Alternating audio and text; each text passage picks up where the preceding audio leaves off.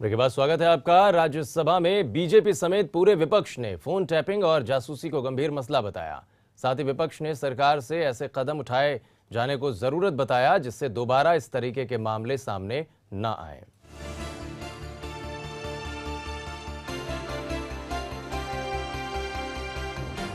BJP नेता अरुण जेटली की जासूसी का मसला संसद में गूंजा।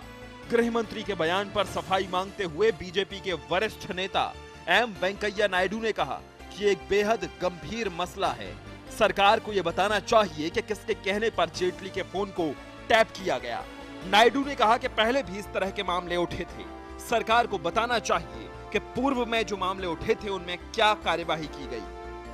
That the call details of the leader of the opposition of the country, the Rajya Sabha, they are being sought, and then now the Honourable Minister, after the issues raised in Parliament, he chooses to say that the matter is under investigation, interrogation has taken place.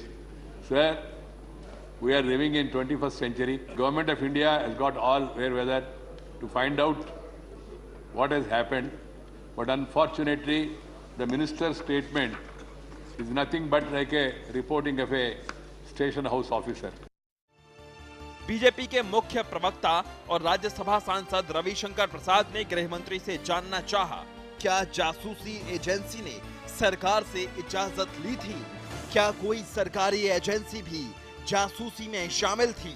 Ravishankar प्रसाद ने यह भी पूछा कि private व्यक्तियों के हाथों में tape record करने वाले यंत्र पहुंचे कैसे?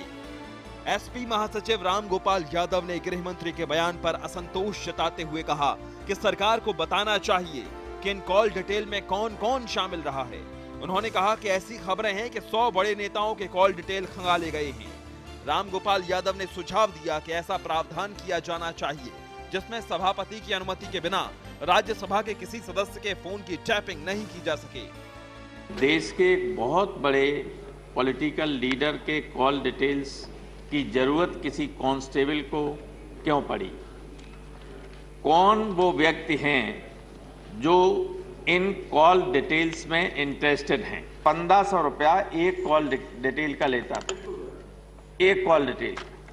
तो जाने कितने लोगों का, और ये पैसा कौन देता था? इतने बड़े पैमाने पर पैसा देने का काम कौन कर रहा था?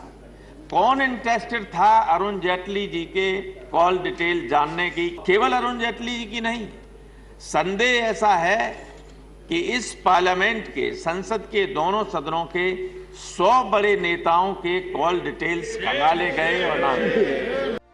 वहीं राज्यसभा में एक सुर में तमाम पार्टियों के सांसदों ने फोन टैपिंग और जासूसी की भत्सना की और इस मामले पर सांसदों ने अपनी चिंता जताते हुए कहा कि ये कोई पहली घटना नहीं है, इससे पहले भी इस तरह की घटनाएं होती रही हैं। सरकार को इस समस्या से निजात पाने के लिए कठोर कदम उठाने चाहिए। Bureau report A to Z news. तो फोन टैपिंग और जासूसी का मसला किस तरह सियासी गलियारों में गूंजा, ये भी सुनवाते हैं आपको। जारी है और फोन टैपिंग में कई दूसरे तरह के लोग लगे हुए हैं। वो सारी जांच सामने आएगी और ये बहुत गलत परंपरा शुरू हुई है।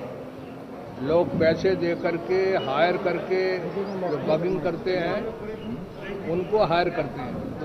अब इसमें सरकार का कितना हाथ है कितना नहीं है ये आगे पता चलेगा। लोग कांग्रेस के लिए खतरा है और इसलिए अगर सरकारी एजेंसियों का निशाना हम बनते हैं, प्रधानमंत्री जी को स्थिति साफ करनी चाहिए, क्योंकि अगर फोन टेपिंग हुई है तो उनके सरकार के शीर्ष अधिकारी या राजनेता उसमें जरूर लिप्त होंगे, तभी ये संभव हुआ है और प्रधानमंत्री जी को इसका संज्ञान लेना चाहिए। में हमको भी दाल में काला बुझाता है।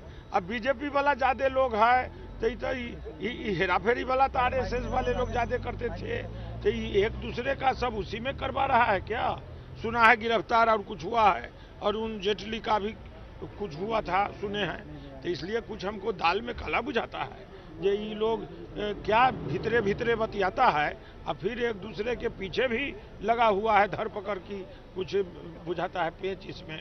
इसको ठीक जांच और होकर के बात खुलनी चाहिए, देश को जानना चाहिए जी इसमें।